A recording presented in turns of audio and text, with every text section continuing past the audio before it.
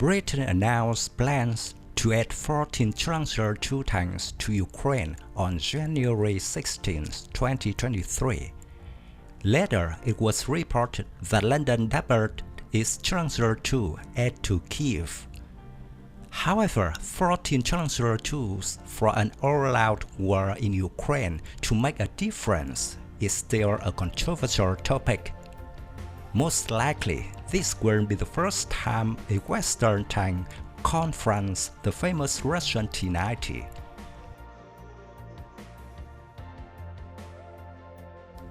The Challenger-2 is supposed to equip the 25th and 80th Air Mobile Brigades to counter the Russian T-90 tanks in eastern Ukraine's Donbas region. Currently, these two brigades are operating the T-80 BV tanks, the latest tank types in the Ukrainian arsenal.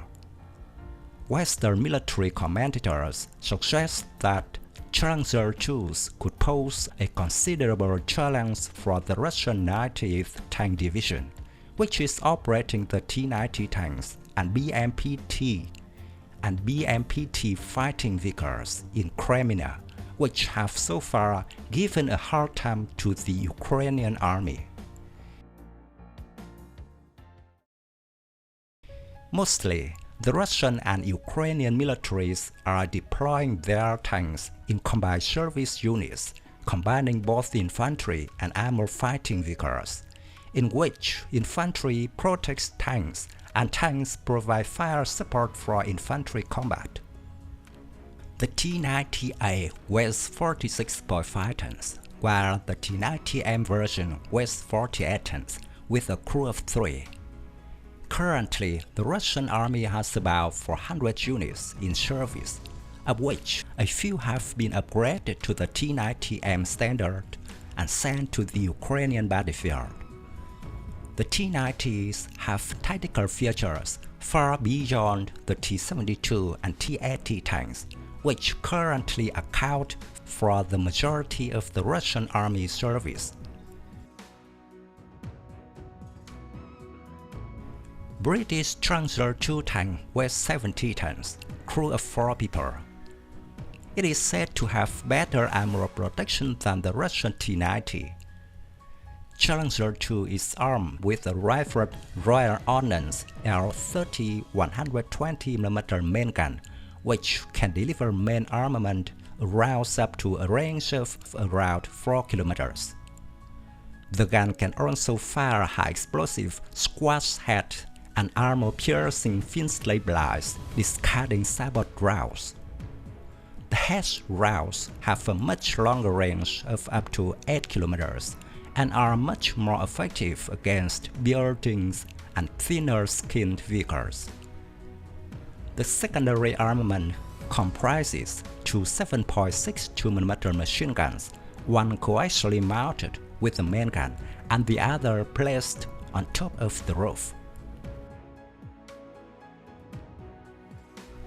The T-90s, most of which are A variants, armed with a fully stabilized 2A46M 125mm smoothbore gun, can fire APF-SDS, high-explosive and high-explosive fragmentation rounds only up to a range of around 2 to 3 kilometers. However, the T-90M boasts an improved 2A46M for 125mm smoothbore main gun, which has a more extended range of 4 to 5 kilometers and is said to be 15 to 20% more accurate than the standard 2A46M gun. The secondary armament includes a coaxial 7.62mm machine gun and a roof-mounted, remotely controlled weapon station armed with a 12.7mm heavy machine gun. Both the Challenger-2 and the T-90M have thermal sights and hunter-killer capability.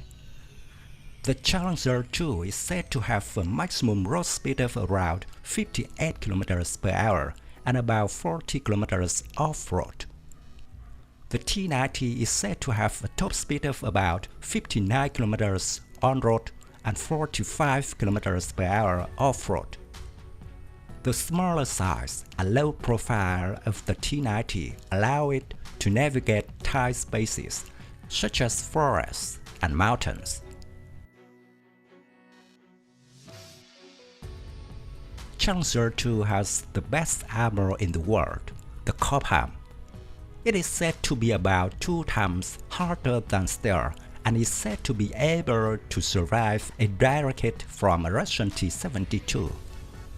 The T-90 has a welded composite armor hull with built-in Contact 5 explosive reactive armor blocks. However, the upgraded T-90M variant has improved armor protection with relic built-in explosive reactive armor in place of previous Contact 5.